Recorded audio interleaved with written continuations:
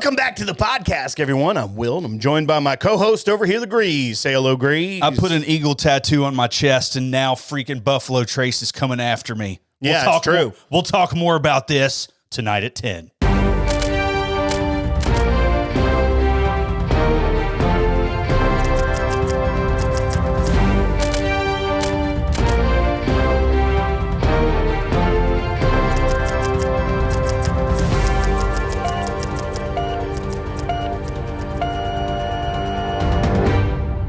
I'm confused always because I just try to roll right into it because sometimes you don't do a tease up front. Sometimes you do a tease up front. So I don't know where we are. I launched a show and you started with, then you ended with the end note. Well, I'm trying to do teases. I know, but sometimes you don't do them. So I don't know if I'm supposed to start or not start. Well, I'm 2 for 2 for teases. And so I'm going to be 3 for 3 next week. All right. Well, we're already here. Clearly, you could tell. This is the news you can use to make your whiskey choices informed or something. I don't know. We got some stuff today. This is one that I saw. I like mine is the whiskey news where the details are fuzzy. Yeah, I know you like that. It's pretty good. So this is an interesting one. This is what Greaves was alluding to with his eagle tattoo he didn't get. But this was something, I came across this distillery on Instagram because they have a really cool, tiny tasting room outside of Vail, Colorado called the Rebrand. And it looks like, it's very Instagram friendly because it looks like very Scottish inspired little tasting room. It looks like it's almost like a little shed that they converted into like a pub look. Is it like inside the ground too? Don't they like to do that? No. Well, this is in Colorado. No. It's in the middle of like a town square. It's on Main Street. Scotland. Well, I don't know. Like if they want that aesthetic. I think you're thinking of Hobbits. Well, they filmed Hobbit. They're from the Shire. Right? No, that was New Zealand. Yeah. Anyhow, so they've got this place. It's called the Rebrand. You can look it up. And this is from the Minturn Whiskey Company. It's in Minturn, Colorado. Small town south of Vail, like a ski resort type town. Very cool. And so I'm looking at it and it's really cool. I'm like, oh, I like to go to Colorado. This would be a cool place to go check out at some point. They make only single malt and a blended malt. So they, even on their website, says we don't make vodka nor gin, not even a bourbon. Instead, we focus exclusively on crafting premium single malt whiskey from 100% malted barley, pristine Rocky Mountain snow melt, and sustainably minded practices. It's how we capture the true spirit of Colorado, authentic, adventurous, and just a little wild. I feel like that's very unique for a distiller to be so fast. Like even a lot of distilleries, especially craft distilleries, will do like a gin or a vodka to get some money going while they're aging their stuff. But here's what's interesting. Minturn, Colorado, Minturn Whiskey Company is not the original name of this distillery. The original name was Eagle River Distillery or Eagle River Whiskey, and it was named after the river and the watershed they live in. They're in Eagle County, Colorado. The town of Eagle is in that county. There's Eagle River Street, Eagle River Car Wash, Eagle River Outfitters, Eagle River Inn. You see where I'm going with this. McDonald's of Eagle River. I mean, it's even the Eagle River Sanitation Department is the name of the trash company. Yeah. All of this is very common to name your company, your product, your car wash, whatever, Eagle River within this county in Colorado. Commune. No. That being said, they decided to name their whiskey company Eagle River Whiskey with a Y, not EY, because it's single malt. Yeah, okay. And that got on somebody's feelings all hurt. It was the freaking Buffalo radar. Sazerac sent an aggressive cease and desist, calling out their colas, which are the labels published. And when you look at their labels too, it's very Scottish influenced. It's like white paper, very plain with, some nice serifed text. It looks very much like a Scotch bottle. It doesn't look anything like a bottle of Eagle Rare, which is what the issue was with this distillery. They said I saw this story after I'd been looking into this distillery, and actually was confused by some of their older posts that was calling it Eagle River and then them calling it Minturn Whiskey Company. And they did a little story about it and said how they fought for a year and they finally gave in to because I mean, how are you going to afford multi-billion-dollar company with plenty of pockets to that could have sued over and just drained them? So I guess to stay in business, they decided they would change their name and give up that Sazerac, you own the term Eagle on a distilled spirit. Is there now precedent for that? No, because it didn't go to court? There was nothing in the law. But I mean, they have big law firms and big pocketbooks if they want to sue and take you on. Listen, I'm all about trademark. Like, yes, certain trademarks shouldn't be infringed upon. They have every right to go after somebody that's trying to capitalize on their brand in some way. Right. Totally get that. Right. This is such a stretch. Yes. It's like I can't use the word Franklin because even if I live in Franklin, Tennessee, like I can't use like Franklin Whiskey Society. Like, well, no, I mean, it would have to be if they had Franklin bourbon or something. Well, right. I know. I'm just saying, like, how can you? Right. Like there seems like there is a line at some point where you shouldn't be. And honestly, there was a Supreme Court case about booking.com that booking.com actually won because they were saying that they had trademarked booking.com and that was their brand identity. And they actually won it, which was actually kind of interesting because then it comes down to like a single word for your trade. Can you trademark if it's not also incorporated in the logo, if it's completely different? It's like these aren't, if you're a bourbon drinker, you know there's a difference between single malt and bourbon, right? So all of a sudden that's already there.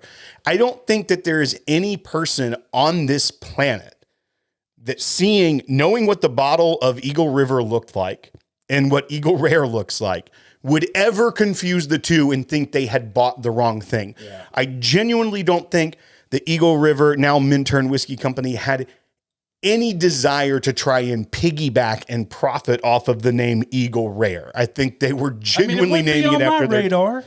It is ridiculous. It's also ridiculous to me. I started doing. You've got Buffalo Chip.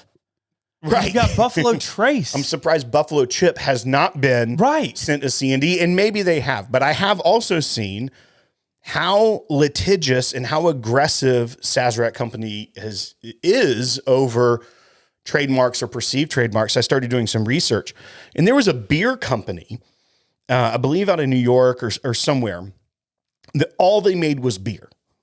And they made a coffee stout called Grind. And they got a cease and desist from Sazerac because they have a grind espresso liqueur they actually posted a hilarious response to Sazerac, the beer company, and said, and it was very like in your face, tongue in cheek, or no, like it was like you guys are a bunch of idiots, and saying, oh, we never thought that one of our favorite companies would come after us. We thought this was going to be a great thing. No, instead, they're even admitting that their trademark doesn't apply to beer, which is the only thing we make. We make no liquor. And like they were pointing out they tried to scare us, but in their own letter admitted this isn't trademark infringement. Yeah. But once again, grind, like that's a one word, and they had a grind variation. It's a good word, Will. Of their, it was a coffee stout effectively, or a coffee porter. And they're like, I don't think anyone, but then they went nasty. They're like, we went and sought out, and we could only find one liquor store that only carried 50 milliliter shots of this product. And trust us, no one would ever believe that would confuse our delicious beer with that disgusting swill that was in that bottle. Like they went hard. Great. And good on them. But did they win? Saw them, well, I mean, there was no lawsuit. Yeah. They're still making their beer. There was a company that they did sue. It was a vineyard that had bourbon barrel-aged wine that on the label had an image of a buffalo. They sued them for that and said, you can't. They actually took them to court and won.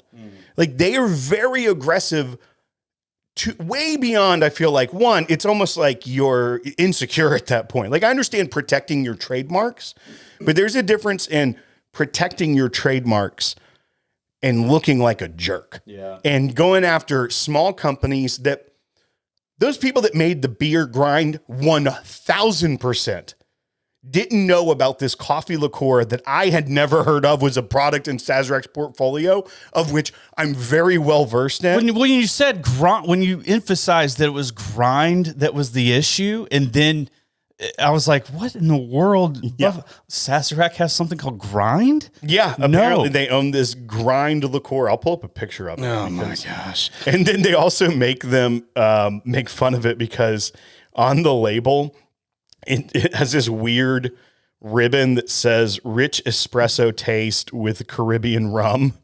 And they're like, but I think they made fun of it saying like rich with espresso Caribbean taste rum. And they're like mocking them, like, we don't even know what these words jumbled together mean. Trust us, ours is not like this at all. But once again, Can I ask you it's a hypothetical. Let's just say you and I wanted to start producing whiskey. We do. Mm-hmm. We live in a county named Jack, and we want to name it Jack County Whiskey. Would Jack Daniels have grounds to come after it? That's gray. Well, first of all, once again, that's a different question. You're asking, would they have grounds to come after it? It's That's knows fair. If they ever had grounds to, but if you have that much money and that big a pocketbook, and you can threaten, you can send a cease and desist, and it doesn't mean you're even right on the law. Right. But you can scare someone enough into saying, hey, we will bankrupt you if you do not change. We will literally put you out of business is effectively the threat. It's like, we will drain your bank accounts with legal. Yeah. And so you better do it. Yeah. Or you're out. No, but it makes me frustrated. Like Lincoln County too, like there's a county influence of that. So if it's Jack County whiskey. Well, no, when you were saying that, I'm like, if you were doing that, it may be taken as you are trying to 100%. Jack County, like, and first of all, Brown-Forman, I don't think if I were making a small product of whiskey, I mean, remember they went after the dog squeaky toy. Oh yeah.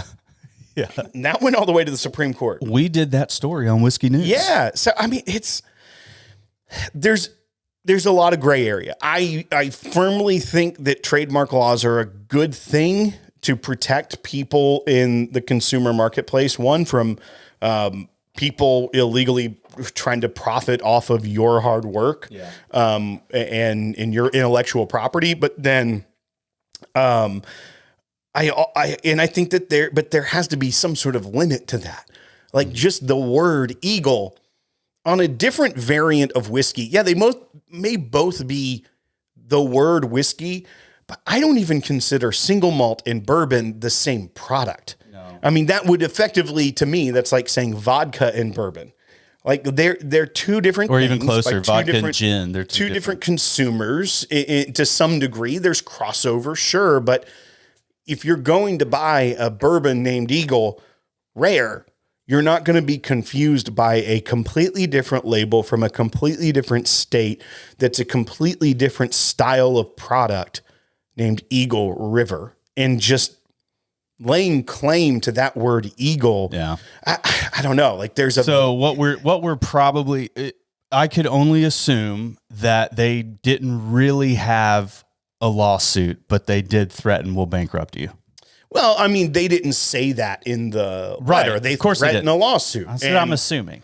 And it's very easy to threaten a lawsuit when you can pay for it. Right. And knowing that this is a very small operation in a very small town, they're boasting about how small their tasting room is. The wee dram is a very small operation.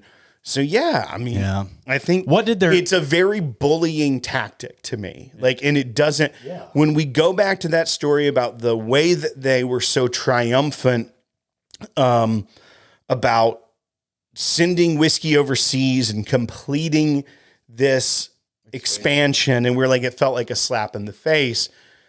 These moves just make them feel like they don't care. Like they do not care about consumers, other brands. We used to talk about like the Heaven Hill Fire.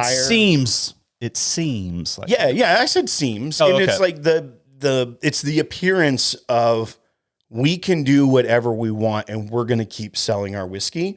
And I've been hesitant to even say it appears that way for so long when others are like, they clearly don't care. But these moments, especially when the market's feeling a correction, feel like maybe they don't. Mm-hmm. And I go back to like the Heaven Hill Fire, when distilleries came together and helped get product to Heaven Hill to keep that brand afloat. That's the camaraderie and the respecting your competitor type nature. Now, I mean, it's not apples and oranges. It's not apples and apples, these two stories, but that feels like a different era. That now let's go pick on a small brewery for a trademark infringement. Let's go pick on a small distillery in Colorado that makes something that's not even really in our portfolio and get them to change their name. And it's like, I don't know, that just stinks. Like, I don't like it. I don't like that. That doesn't seem like you're protecting your business. It seems like you are cutthroat trying to put other people just out of business. Yeah, it's wild, man. When Will sent me the Instagram video, I was just like, I don't see how this is accurate or how this is even happening. Right. Like it was just so bizarre. What did they say in their Instagram video? They were like, Eagle, they're like, you won, you own the term Eagle now, or something. Yeah, something just kind of snarky, but yeah, that's unbelievable. Good whiskey news topic, Will. Yeah, it was good. And that one is coming straight to you from our own thing. I actually reached out to that distillery. It was today before the show, so I didn't expect them to get back to me. But all right, here's the next story. Grace? Yes. Just when you thought the secondary market couldn't be topped. Yeah, it could. Yeah, it can't be. It can't. Everything's going down, Will. New record. Yeah, new all-time low record. New all-time record. This is a Sotheby's auction that happened on March 21st. They set a new record for American whiskey at auction. I was going to make you guess, but it's in large letters right in front of numbers. I was going to be like, guess how much it went for.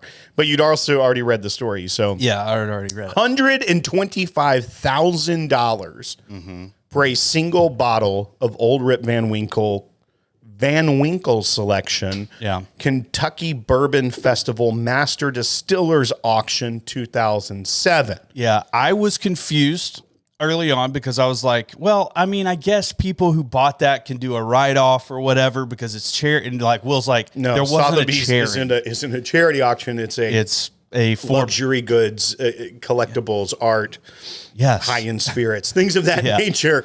I will say this about that bottle though. It's 126 proof. Yeah. So you got it's the Van Winkle line. It was like a blend of 15 to 20-year-old barrels. Yeah. They think it likely does contain Stitzelweller. I would liquor. need to know that before I ponied up $125K. It is one of the highest proof Van Winkles ever released. It was originally created in 2007 for the Kentucky Bourbon Festival and hand bottled at full strength under supervision of Julian Van Winkle III. It's label designed by Preston Van Winkle and the glass signed by Julian P. Van Winkle III, dated September 15th of 2007. That's according to the Bourbon Review. This broke the previous record, which was an 18-year-old Van Winkle bourbon that was a Benny's barrel, and that sold for $107,715. So quite a premium. So you should buy at least one of every Benny's single barrels. Period. You never know. You never know. If it's an 18-year-old Van Winkle, I think you may have a little bit more of a head start on that. But yeah, but if it's a 10-year bullet, okay, fast forward 30 years, could be worth $100,000. Now, I mean, obviously the absurdity of $125,000 for Any bottle of bourbon is the absurdity there. These are not the secondary market buyers. These are different types of buyers. I mean, I think tiny bids on these, but that's just, he's loaded. He's got so much. He buys people bottles and just gives it to them all the time. Like bottles of Pappy. It's like, oh, you want this stable reserve rye? Sure. Here's $119 bottle. Here's 119 of them. Yeah. Yes. He does. So that's 119 times 119. Him aside. This is, I think it does show that there are American whiskeys that are breaking into that level for a luxury market like scotches have been for a long time. Scotch and wine selling at auction wouldn't be, I mean, obviously it's a lot of money, but not the most absurd thing ever to see stuff go for that much money. Yeah. Now that it's an American a bourbon record, or is that it's an American whiskey record? American whiskey record. Yeah. So which makes sense. And I don't know that there would be anything else that commands that kind of luxury premium price of $125,000. And I bet there's some wine and scotch out there that's pulled that. Well, definitely. Yeah. No, that's what I was saying is that this is kind of a new realm that shows, of the people that are in that type of collector's market that are not the bourbon collector's market, that it's getting that kind of respect, I would say, in some degree. Now, it's not going to be a lot of things that go for that. And, I feel like the amount of these type of whiskeys will decrease over time that could even be in that kind of realm because of how quickly things got flooded. But we'll see. We'll see what happens in the... Dude, what if that bottle falls off the shelf? Yeah. You know what I mean? I feel like if you bought a $125,000 bottle of bourbon, safe. First of all, you have some sort of cellar, some sort of vault. Yeah. Like, also, not handmade shelves. It wouldn't be great, but I mean, I don't think it ruins your day. Yeah. I mean, if you're willing to spend $125,000 on a bottle and it breaks, you're going to be like, dadgummit, that sucks. He's like, but it's probably like $100. It's probably $100 bottle to us. Like, in comparison. So that's that. That's a good story. I mean, there's not much. Hell of a transition, Will. What else do we have coming in today? This one's fun because I learned something about that I need in my life that I didn't know I needed in my life, and that is Kentucky man accused of illegally selling 1,700 bottles of bourbon to Fayette Mall store. So I saw the headline, like, I got to read more because it says mall and bourbon. Yeah. So this is out of Lexington Herald Leader, and this Kentucky man, Ryan Orahood, which is a heck of a name, is accused of selling thousands of bottles without a license, including more than 1,700 bottles of whiskey to Lexington liquor store Bourbon Creek in Fayette Mall. Now, let's not bury the lead here. If there was a liquor store in the mall where I live, I'd take my baby shopping all the time. Game over. Yeah. Like, this is the most... You want to go to... Hey, baby... so-and-so wants to go to Claire's. I'm going to take her down to the mall. My goodness, my daughter already have 6 piercings from Claire's if I could go to the liquor store while it's happening. Like, and you sit your kid down and be like, listen, I need about 5 more trips. We're going to have to get your ears pierced again. So that take it out and let it heal. Take it out and let it heal. Oh, golly.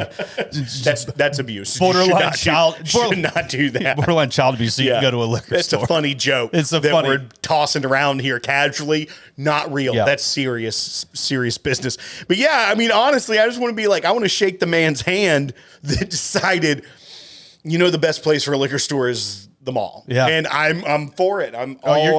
You're praising the liquor store owner. Yeah, 100%. I want to swing back to that. Yeah. All right. I will say this, though. There's the vintage spirits law that Kentucky has passed previously, like a couple of years ago, maybe. But it's not just like open season. Like you've got all of these old bottles, and you can go to a store and just say, "Hey, I've got 2,000 bottles right here. I'm looking to sell it as a lot. What do you want?" And they passed some clarifications because of some of the situations that went down with like Justin's House of Bourbon and things where there was a big kerfluffle. There's a ceiling to the amount. But yeah, they basically you can only buy so much from one person, and one person I think can only sell so much. We've covered it. I don't know the details. It doesn't really apply to me. But it's like 20 bottles a month. This person's been charged with 25 misdemeanor criminal counts of unlicensed manufacture, sale, storage, purchase, or transport of alcohol beverages from October 6, 2023 to February 29, 2024. This clarifies why unlicensed individuals may sell vintage distilled spirits legally to a licensed store, bar, or restaurant.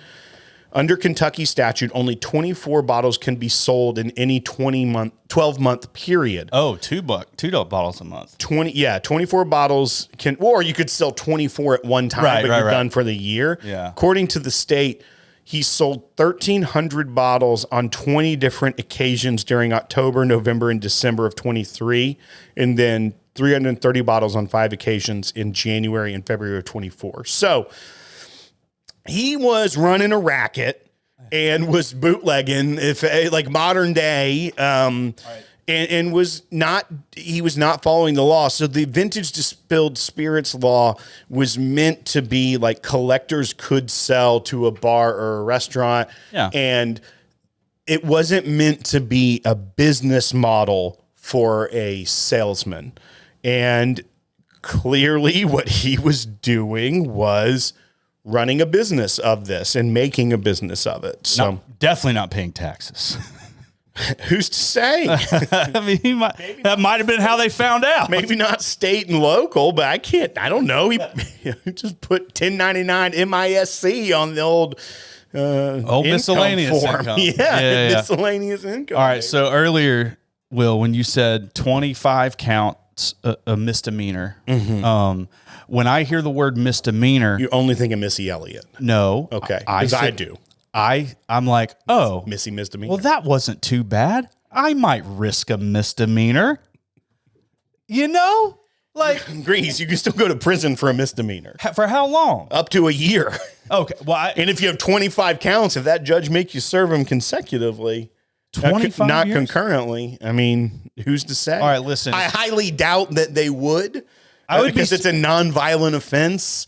But I'm saying also, I don't know what the judges are like in Kentucky. Listen, I'd be smart about it and only do like one. Would not. I would only do one misdemeanor. You would not ever be smart about anything. I feel like I'd be able to only do one misdemeanor if I wanted to do a misdemeanor. No, I don't think you have that self-control. Once you get a taste of misdemeanor, you're full felony. I feel like you cross the line and I know you. When you cross the line, you don't stop running. You keep going full steam ahead like a freight train. You would go from pack of gum at the counter of the Circle K to cigarettes selling on the bus, straight to jail, to federal prison. Just from that? Yeah, I'm telling you, you don't stop at a line. That's why you can't dabble in crimes. You're not allowed to dabble in criminal offenses. Listen, if I avoided 25 misdemeanors, felonies would be on the table. That's what I'm saying. They would be on the table. Like I'm saying, you start with one. You are boiling a frog. You get in when the water's cool and feels fine, and that heat keeps getting turned up. All of a sudden, you're cooked frog. I mean, I will say this before this show, I was game for a misdemeanor or two. I don't know. I hope I put the fear of prison in you. Yeah, you've put the fear of prison in me before, for sure. Oh man, there was another thing. The mall. We love the mall. Oh, I have a question. Okay, I don't have an answer. I can understand how that seller didn't maybe look into a specifics of how much he can sell under the vintage spirits law. Okay. I know for a fact he knew about the vintage spirits law because he was selling old whiskey, and like you really couldn't do that period back in the day. So I feel like there's something with the liquor store owner here that would have like not due diligence. What am I trying to say? That would have like, they appropriately need to either step in and say something and say, hey, I can't take these, or you're kind of part of the problem. Well, here's what wrong? Here's what I'm confused about. Okay. Okay, so this says it's Lexington Liquor Store, Bourbon Creek in Fayette Mall. But I look at the Fayette Mall website, and Bourbon Creek says it's home decorative items using aged reclaimed lumber, barnwood, and Kentucky bourbon barrels. We're a husband and wife team. It doesn't say it's a liquor store. And then he just clicked on a link and it was like 404 error. Dead. Like, it does not work. Link. No gateway. All right, I'm going to need to do a little bit more digging. He's going to do Bourbon some Creek, Lexington. Here's their Instagram. Thank you for shopping local. Maybe they just turned into a liquor store. Yeah, they got liquor. This doesn't. Oh yeah, they got vintage spirits, baby. I got a lot of cool Blantons. Yeah, this doesn't look like they sell home decor. Oh, they got some tchotchkes. They got a little. Oh, there's like a Churchill Downs Rolex clock throw pillow. There's some Kentucky T-shirts. What's the price on that? That sounds like I want it. You can't zoom in far enough to see the tag, bud. Yeah, looks pretty cool. It's basically that decor looks like a Panama City like beach tie-dye. No, with those pillows. No, this looks like something your meemaw would get. A baby shower wedding present at. Oh, okay. Yeah, there's a table made out of barrel heads. Yeah, they got some barrel head furniture. All right, this actually looks like quite a vast merchandising shop. They've got like a bourbon t-shirt that's like the Friends TV show logo. Yeah. And it says something like the only friend you need. Yeah. You would wear that shirt. I would. I would. Is that one of the owners? I don't know. Here's the deal. For you people, I'm going to take all this and put it up on the screen. So yeah, anyhow, I understand what you're saying though. Yeah. Where's the line? Because they charge this guy who is doing it. Now, maybe, I don't know. I mean, I don't know. Obviously you can get in trouble as a proprietor. Yeah. Because there was issues, but I think they got absolved of some of their issues. I feel like the quota should be, that's probably a tough one though. It's tough to put it fully on the retailer, right? Because it's not fully on. No, I'm just saying because if he only sells you 24 and then he sells 24 to 15 other people, that's way outside the law. Okay, so he didn't get 1,700. This mall didn't get 1,700. No, but I mean, it seems like they got more than they should have. Yeah. Because it says there were 1,377 bottles at 20 different locations. So even that would be 1,700 bottles of whiskey went to that specifically, the Bourbon Creek. No, including more than. Oh yeah, you're right. Yeah. That's a lot of whiskey. As a liquor store owner, I'd be like, I don't know if this is legal. Like, I don't know. And for him to kind of play dumb, it just feels negligent to me. This does say though that he was the Herald Leader reported in 2023 he was the state's top seller under the vintage distilled spirits law. Yeah, I don't know, man. I would assume so. It's also that they're able to track that so easily. Something just seems interesting. Among the quantities that he sold were Blanton's, Eagle Rare, Weller, E.H. Taylor, Pappy, Woodford, Double Oaked. You know how that goes. Yeah. Not what you think it is. I have something. The Double Oaked just got to my attention here and brought up something. There is a Jack Daniel's barrel proof rye pick that's coming to our area that was finished in a Coy Hill barrel. That's what someone said. Yeah. I'm going to need verification. I will too, because that I've never sounds like a grapevine thing, because one, a Coy Hill barrel. Like, are we certain that it's not just a pick that's from Coy Hill? Because there's nothing different about a Coy Hill barrel. You're saying the barrel proof rye was pulled out of Coy Hill. Out of Coy Hill warehouse, rickhouse. Because also, I don't know. But they said it was finished in it. That also, I don't know of Jack Daniels doing finishing. And also, that would be such a weird finishing. It's like, we dumped it in a used barrel that had the Coy Hill. The Coy Hill was Coy Hill because of where it was in the proof and the temperature. Like, it wasn't that it was a different barrel. Yeah. Or even that the whiskey inside it is different. It was just where it was aged. Yeah. I mean, there's a lot of question marks here, but color me skeptical on that one. Yeah. I'm just going to say. We will update you. Yeah. Because the store that's getting it is close to us, and we're going to get I have a feeling it is from Coy Hill. Okay. That is my rationality. Okay. Another option would be is that the barrel that spirit was in was damaged and they just poured it into another barrel. But I don't think that they would pour it into a used barrel. That's fair. I think they would do it into another. I think they would new chart. I don't think they would. They just needed to house it for a little bit. Then I think they would dump it in the tank. I think they put it. I think they would put it in stainless steel. Or no, you couldn't do it. Or they could do bottled and bond with it. Nope. Why not? It would. I don't know the season it was distilled. No, but you could put it in any sort of Jack Daniels. It was a rye, right? Yeah. Any sort of Jack Daniels distiller series, or no, just the regular rye that you can buy on the shelf. Yeah. Dump it in there.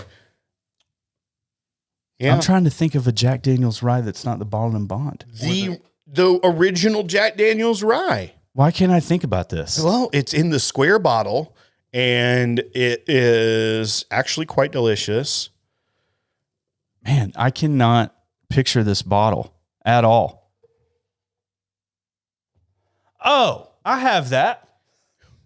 I have one. I know. Dadgummit. It's not surprising. I mean, it's a little more kingly looking, but it's very similar to these old, like, Heaven Hill. No, like it's the Jack Daniels bottle.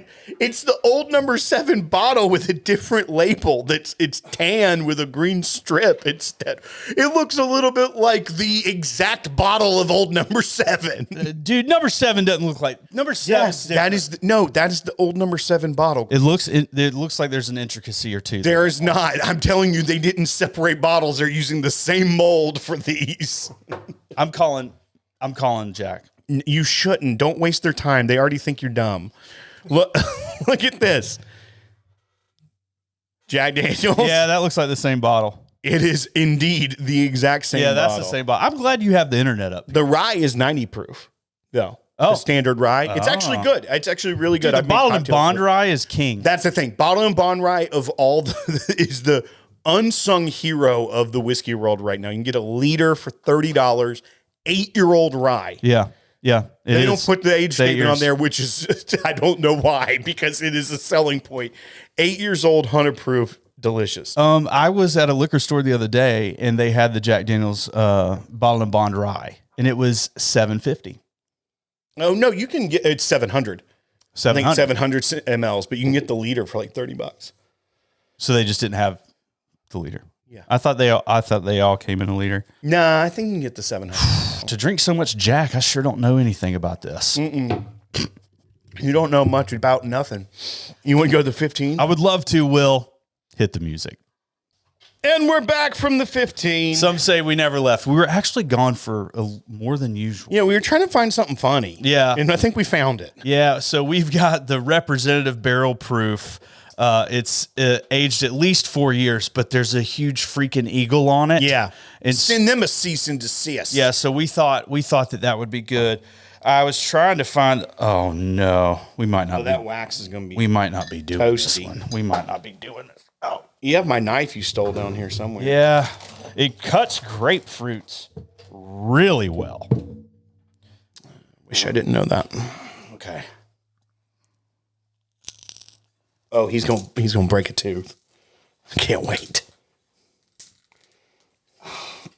That's some hefty wax. Oh. That's no Knob Creek wax. I'll tell you that. Dude, that's half of a golf ball. There was a bourbon group I was in, and someone had pulled off Knob Creek wax like perfectly. Yeah. And I just commented and go, clearly a counterfeit. No Knob Creek wax ever came off that. You're not wrong. Oh, all right. So we're going to review this. The representative. This is from the lineup. We've had the senator. They have like the presidential dram. Yeah. They have They have the justice, which is like 9 years old, I think.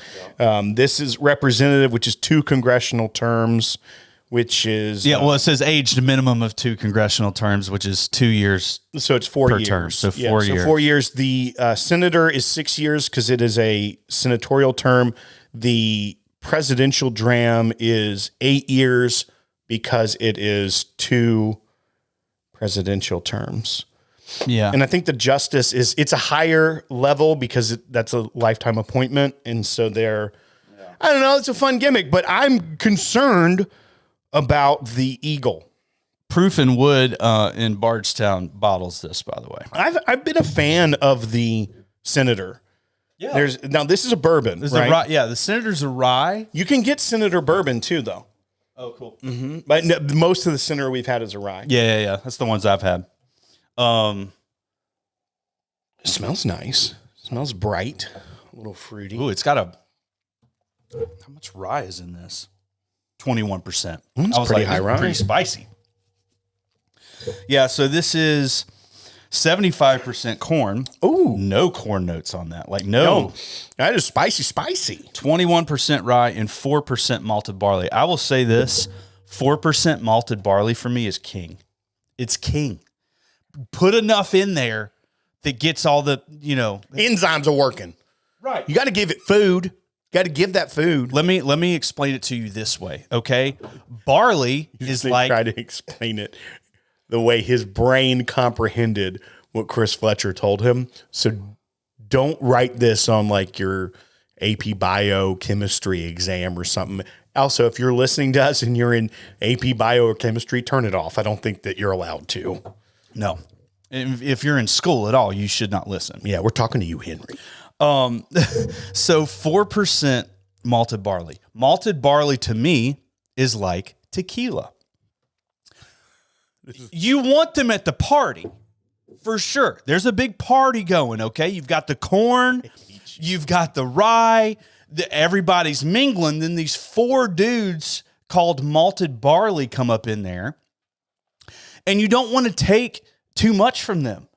Like, you want them to be the smallest part of the equation, because the last thing you want to do is come in there and start throwing tequila shots at everybody, multiples, because it's going to go south. And that's how I think about freaking barley in a bottle. I don't want more than 5-6%, but 4% is beautiful. There's a lot of distilleries out there that do it way more, 12%, like something crazy like that. And Jack Daniels. I don't necessarily. Jack Daniels is 12? Pretty sure. I don't know. He told us. I will say this. Cheers to the Lincoln County method. Throw it over that charcoal. I feel like if tequila was poured over charcoal, it would be a lot better. Yeah, it's 12% malted barley. It's only 8% rye. Here's also what makes me laugh so hard. I was at first annoyed because I was like, dadgummit, he's gonna make this analogy stick. And I'm not, and I hate it when you pull something like that off. Yeah. But you destroyed it so badly by saying malted barley is like tequila. Yeah. So you already named it as the tequila, and then all of a sudden it's 4 dudes. I was just explaining to it about the party. No, it didn't make sense. You said, I want tequila there, but not in a large amount. But then there's these 4 dudes named malted barley, but you've already told us that malted barley is the tequila. So your analogy crumbled, and that made me so happy inside, because at first I'm like, he's going to actually stick this one. It's once in a blue moon. Every once in a while it happens. It annoys me when out of the top of your head, you nail it, and you didn't. And I am overjoyed. I felt good about it. The analogy fell apart. I felt good about it. Yeah. Mixed metaphors, baby. Listen, you don't want too many tequilas at the party. I like this actually. I think they're like Oh, it's $40, great. $50. Yeah, it's great, dude. It's For 4-year-old bourbon, I'll drink this. It drinks like a 35% rye. It's not. yeah, it's got the rye kick. But I mean, I would say this is the maturity on it and the lack of corn influence with so much freaking corn in there. I would say this is 8 years old. Yeah, the one thing is all the spice, I feel like, is the lack of wood influence that we're getting. So it hasn't mellowed some of those grain flavors out. Yeah. It's fine. Like I really like this, but it drinks like a younger rye, like almost one of those Willett family estate ryes that are like 3 or 4 years old. Yes. Well, That 4, are just, I mean, they used to have the 3 year. Now they're all 4. But they drink spicy. They drink flavorful. That's not a bad thing, but you're not getting that mellow oak influence that's also good. So man, those 4-year Willett ryes are really good. yeah, They are really good. I haven't seen one in I've got one forever, right over but I've there, got a and I couple want in to my pop house. it. You see it right over there on that I shelf? see it. It's right next to that cigar blend, Buzzard's Roost. Oh, it gives you a buzz in that roost. All right. Wet cigar. Buy bar or pass on this. Man, it's a buy for me. Yeah. I mean, any $60 or less. I'd probably put the $60 mark on it as my threshold. But this is a very tasty bottle, I'm pretty sure looks good. because I had one of those. and that's based on the taste, not the stats. Like No. a 4-year-old bottle, it's 115 proof. Like, I mean, that screams $40-50, but I'm pretty sure I'd give it a little I more. think it's a $49 bottle is what I paid for mine. yeah. So yeah, I'm a buy on that as well. Yeah. So I think it's good. And man, hope they can last with that daggum eagle on there. But that's what I'm saying. Y'all better go and grab them now, because they're going to have to drop the eagle. In fact, we should start a campaign like "Don't Drop the Eagle." Yeah. .com.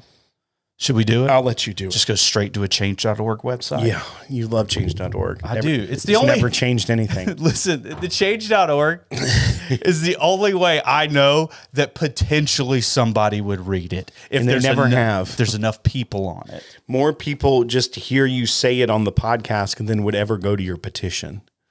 Well, that's typically how that works. All right, folks, thanks for listening. Support us. Go to patreon.com/the podcast. Go ahead and chip in $5 if you just like the content. If not, what you really should do is hang out with us. Go to Virtual Barn Night. You'll hear shenanigans, tall tales. Dude, last week was All solid. sorts of stuff. Last week was It's hard to really party. put into words what it is. But things get said and everyone laughs. So check it out. Yeah, sometimes we talk about guinea patreon.com/the pigs. podcast. Virtual Barn Night or Town Hall level, they're open. If you do Town Hall, you get more of them. And it's a smaller group. No, I'm sorry. If you do Virtual Barn Night, you get more of them, smaller group. When it is just exclusively Virtual Barn Night, the Town Hall is a little bit bigger, but it's not. You get to do the Town Hall when you're Virtual Barn Night also, so you get more. But that's going to do it for this week. Like, subscribe, ring that bell, as the kids say. We don't know jack. But we'll drink it. You didn't know their mash bill. I didn't know it was 12% barley.